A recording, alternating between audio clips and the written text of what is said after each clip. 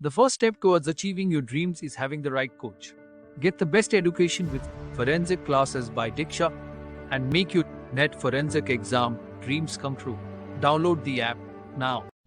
Before starting today's class, a quick reminder that we have an application. Application की link आपको description में मिल जाएगी, वहां से आप इसे डाउनलोड कर सकते हैं.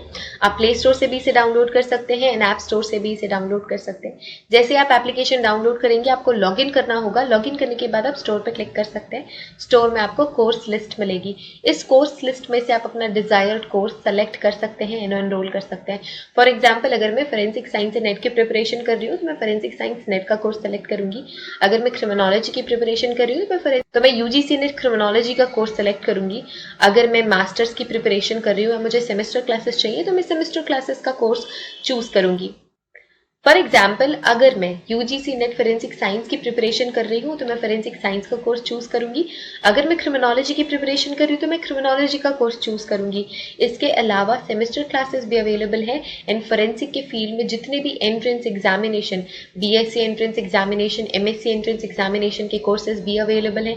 इसके अलावा साइंटिफिक ऑफिसर, साइंटिफिक असिस्टेंट के कोर्सेज भी अवेलेबल हैं. तो आप अगर किसी भी एंट्रेंस एग्जामिनेशन, किसी भी कॉम्पिटिटिव एग्जामिनेशन की प्रिपरेशन कर रहे हैं फोरेंसिक साइंस या क्रिमिनोलॉजी के फील्ड से, तो वो सारी की सारी क्लासेस आपको सिर्फ और सिर्फ मिलेंगी हमारे एप्लीकेशन पे. तो हमारा एप्लीकेशन डाउनलोड आप कर सकते हैं. Get to download our application and start your preparation with us.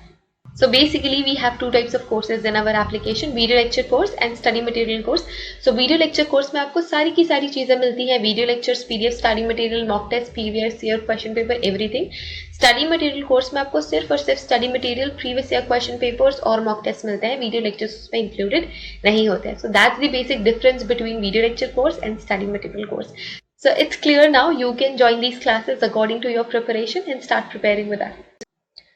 Okay everyone, so section number 64 से हम कंटिन्यू करते हैं. हमने लास्ट क्लास में सेक्शन नंबर 61, 62 और 63 ऑलरेडी पढ़ लिया है. सेक्शन नंबर 61 डील करता है कि डॉक्यूमेंट, जब आप डॉक्यूमेंट सबमिट करते हो तो आपको उसको क्या करना पड़ेगा, प्रूफ करना पड़ेगा. और सेक्शन 62, 63 किससे डील करता है, प्राइमरी एविडेंस. प्राइमरी या फिर 1 नॉट में इसको लिखती हूँ, प्राइमरी एविडेंस. अभी हम डॉक्यूमेंट एविडेंस की बात कर रहे हैं तो primary document and then secondary document या फिर एविडेंस. ओके, तो ये हमने ऑलरेडी पढ़ लिया है. अब हम देखेंगे सेक्शन 64 किससे डील करता है. तो सेक्शन 64 डील करता है proof of document by primary evidence. कुछ ऐसे डॉक्यूमेंट्स होते हैं जिनको आपको सिर्फ और सिर्फ प्राइमरी एविडेंस के थ्रू ही प्रूव करना है. किसके थ्रू प्रूव करना है, प्राइमरी एविडेंस के थ्रू प्रूव करना है. अब मैंने आपको प्रीवियस लेक्चर में ये बताया था कि जो प्राइमरी एविडेंस होते हैं वो ओरिजिनल एविडेंस होते हैं, वो ओरिजिनल डॉक्यूमेंट होते हैं, ओरिजिनल डॉक्यूमेंट होते हैं, ओरिजिनल एविडेंस होते हैं. एंड जो सेकेंडरी एविडेंसेस होते हैं वो ओरिजिनल डॉक्यूमेंट से ओरिजिनेट किए गए होते हैं या फिर उनसे कॉपी बनाए गए होते हैं, है ना. तो कुछ ऐसी सिचुएशंस होती है कभी कोर्ट में कि आपको कोई भी डॉक्यूमेंट प्राइमरी एविडेंस के थ्रू ही प्रूव करनी है. प्राइमरी एविडेंस के अलावा आप सेकेंडरी एविडेंस अप्लाई नहीं कर सकते उस चीज को प्रूव करने के लिए. तो जो सेक्शन 61 है वो ये बोल रहा था कि डॉक्यूमेंट में जो भी चीजें हैं आप उसको या तो फिर प्राइमरी एविडेंस से प्रूव करो या फिर सेकेंडरी एविडेंस से प्रूव करो.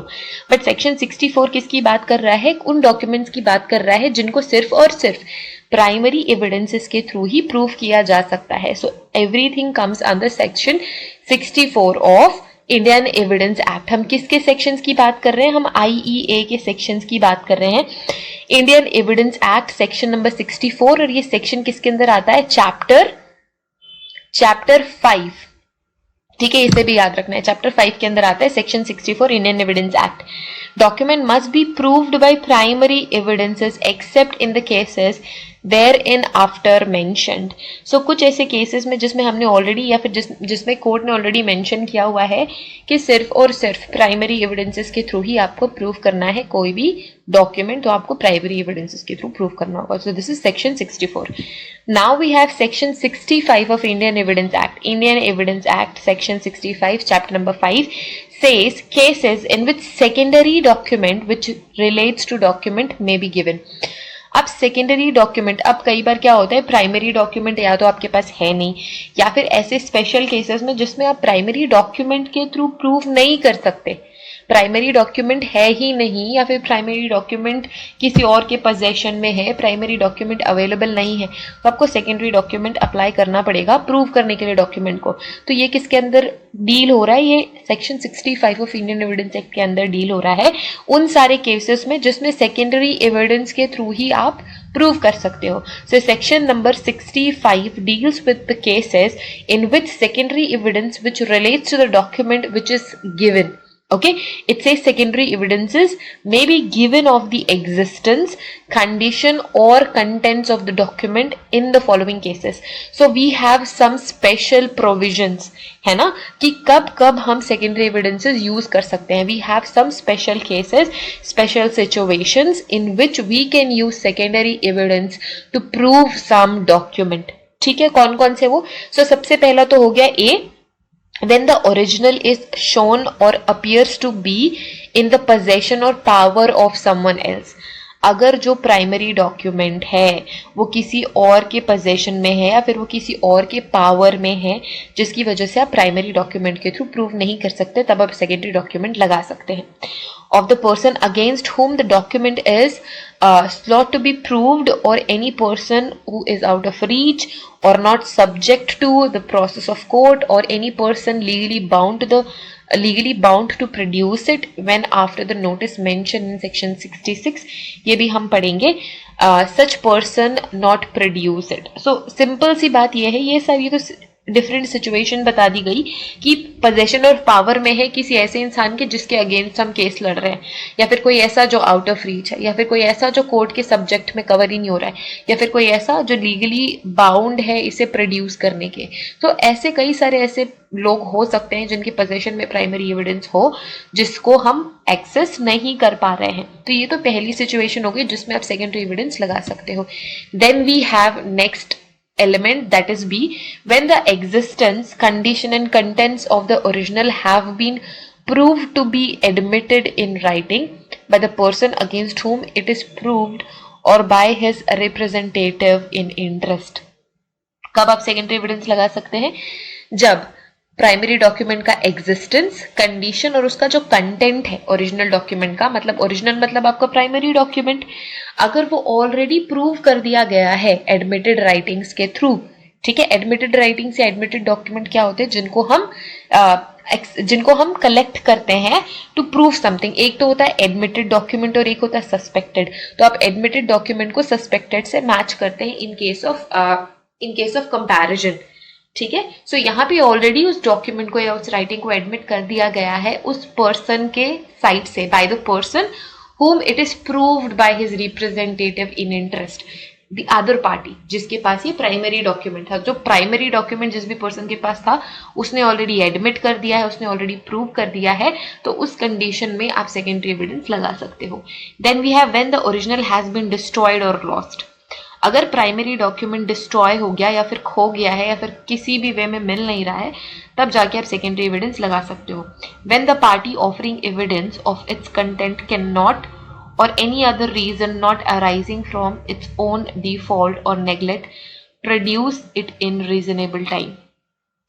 तो बात यह है कि अगर कोई भी प्राइमरी एविडेंस या प्राइमरी डॉक्यूमेंट डिस्ट्रॉय हो गया है या लॉस्ट हो गया है, तो जो पार्टी ये डॉक्यूमेंट प्रोवाइड कर रही है, ये जो डॉक्यूमेंट ऑफर कर रही है, उसका जो कंटेंट है वो सेव है और वो किसी भी अदर रीजन, अगर उसमें कोई भी प्रॉब्लम अराइज होती है किसी भी नेग्लेक्ट के थ्रू या डिफॉल्ट के थ्रू, तो उसके पास ये रीजनेबल टाइम हो कि वो वापस से उसको रिप्रोड्यूस कर सके. ठीक है, उसकी कॉपी जनरेट कर सके जब हम सेकेंडरी एविडेंस की बात कर रहे हैं. तो सो इन सारे केसेस में भी हम सेकेंडरी एविडेंस यूज कर सकते हैं. Then we have when the original is of such a nature or as not to be easily movable. तो ये होता है कौन से डॉक्यूमेंट में? बर्न्ड डॉक्यूमेंट्स में या चार्ट डॉक्यूमेंट्स में. आप उनको इजीली मूव नहीं कर सकते. अगर आप मूव करोगे तो हायर पॉसिबिलिटी होती है, हायर चांसेस होते हैं कि आपका डॉक्यूमेंट डिस्ट्रॉय हो जाए. तो ऐसे केसेस में ही हम उनके फोटोग्राफ्स, वीडियोग्राफ्स और ये सारी चीज़ें हम यूज़ करते हैं सेकेंडरी डॉक्यूमेंट. फोटोग्राफ्स, वीडियोग्राफ्स, ये सब सेकेंडरी डॉक्यूमेंट के मीन्स है. डॉक्यूमेंट का डेफिनेशन हमने ऑलरेडी पढ़ा था ना, ऐसी चीज़ें जो कोई मीनिंग आपको एक्सप्रेस करके बताती है वो डॉक्यूमेंट होती है. और सेकेंडरी फोटोग्राफ्स एंड वीडियोग्राफ्स भी आपको कोई ना कोई मीन कन्वे करते हैं, तो वो भी डॉक्यूमेंट ही हुए. जरूरी नहीं कि वो पेपर में ही हो. ठीक है, तो अगर आप इजीली मूव नहीं कर सकते प्राइमरी डॉक्यूमेंट को, तब हम सेकेंडरी डॉक्यूमेंट यूज करते हैं. Then we have when the original is a public document. Public document के बारे में हमने मैंने डिस्कस किया है प्रीवियस किसी लेक्चर में. पब्लिक डॉक्यूमेंट वो डॉक्यूमेंट होता है जो गवर्नमेंट का डॉक्यूमेंट होता है ना. आप गवर्नमेंट डॉक्यूमेंट को एक्सेस नहीं कर सकते या फिर वो नहीं आप अपने पोजेशन में ले सकते. तो अगर एक तो होता है प्राइवेट डॉक्यूमेंट, जो आपका खुद का पर्सनल प्राइवेट डॉक्यूमेंट, मतलब आपकी मार्कशीट्स प्राइवेट डॉक्यूमेंट हो गए, आपके घरेलू परिवार जमीन जायदाद के पेपर प्राइवेट हो गए. दूसरे होते हैं पब्लिक, ठीक है, जो कि गवर्नमेंटल मीन्स के होते हैं, जो गवर्नमेंट के होते हैं. तो पब्लिक डॉक्यूमेंट अगर वो है तो भी आप सेकेंडरी डॉक्यूमेंट यूज कर सकते हो. एंड पब्लिक डॉक्यूमेंट का मीनिंग आपको सेक्शन 74 में मिल जाएगा. When the original is a document of which a certified copy is permitted. अगर ओरिजिनल डॉक्यूमेंट का सर्टिफाइड कॉपी आपको मिलता है by this act or by any other law in force of India is given in the evidence. अगर आपको original document का certified copy, मतलब आपको गवर्नमेंट सर्टिफाई करके दे रही है कॉपी, तो भी आप उसे यूज कर सकते हो, क्योंकि वो it is certified by the authorities of government of India or law in force of India. तो अब भी आप सेकेंडरी एविडेंस यूज कर सकते हो. Then we have next possibility when the originals consist of numerous accounts or other documents which cannot conveniently be examined in the court. अगर आपका जो प्राइमरी डॉक्यूमेंट है उसका सिर्फ और सिर्फ एक पीस ऑफ एरिया ही यूज होना है, फॉर एग्जाम्पल 100 पेज का कोई डॉक्यूमेंट है तो आपको सिर्फ और सिर्फ 95th पेज से काम है, तो पूरे के पूरे 100 पेजेस को कोर्ट में एग्जामिन नहीं कर सकते, वो हमारे लिए कन्वीनियंट नहीं होगा. तो हम सिर्फ और सिर्फ 95th पेज का फोटोकॉपी यूज कर लेंगे. That will be the secondary evidence, secondary copy of document. इस केस में जब हम उसको कन्वीनियंटली हैंडल नहीं कर सकते, कोर्ट में एग्जामिन नहीं कर सकते, तो इस वजह से हम फिर सेकेंडरी एविडेंस यूज करते हैं. ठीक है, तो ये तो हो गए सिचुएशंस जिनमें हम सेकेंडरी एविडेंस यूज करते हैं. अब in case of A C D, कौन कौन सा, A C and D. Here मैं एक बार फिर से सी डी और ए. इस केस में क्या होता है, in case of A C D any secondary evidence of the contents of the document is admissible. Secondary evidence का डॉक्यूमेंट एडमिसिबल है. In case of B the written admission is admissible. B के situation में जब आपका hand writing admitted किया गया है या फिर एडमिटेड राइटिंग दिया गया है, तो ये कैसा होना चाहिए, रिटन एडमिशन होना चाहिए, लिख के दिया गया होना चाहिए वो डॉक्यूमेंट. रिटन एडमिशन ही एडमिसिबल है, मतलब रिटन एडमिशन को ही हम क्या मानेंगे, एविडेंस मानेंगे, हम उसको ही कंसीडर करेंगे. ठीक है. In case of E and F, in case of E and F, E and F के केस में क्या होता है, in case of E and F a certified copy of the document but no other kind of secondary evidence is admissible. आप सिर्फ और सिर्फ certified copy of evidence he submit कर सकते हो, उसके अलावा और कोई भी सेकेंडरी एविडेंस एडमिसिबल नहीं होगा इन case of E and D. जब पब्लिक डॉक्यूमेंट है और जो ओरिजिनल कॉपी का जो परमिटेड सर्टिफाइड कॉपी है, तो पब्लिक डॉक्यूमेंट भी गवर्नमेंट डॉक्यूमेंट का आपको सर्टिफाइड कॉपी ही देना पड़ेगा. In case of G, last वाला option, in case of G जब हम कन्वीनियंटली हैंडल नहीं कर रहे हैं, evidence may be given as to the general result of the documents by any person who has examined them and who is skilled in the examination of such document. तो हम किसी document expert को बोलेंगे कि आप in general एक बारी उसको एग्जामिन करो, फिर हम उसको कन्वीनियंटली सेकेंडरी एविडेंस से कोर्ट में एग्जामिन करेंगे. So these are some important things related with section number 65 जब हम सेकेंडरी डॉक्यूमेंट यूज करते हो या सेकेंडरी एविडेंस यूज करते हो. Here we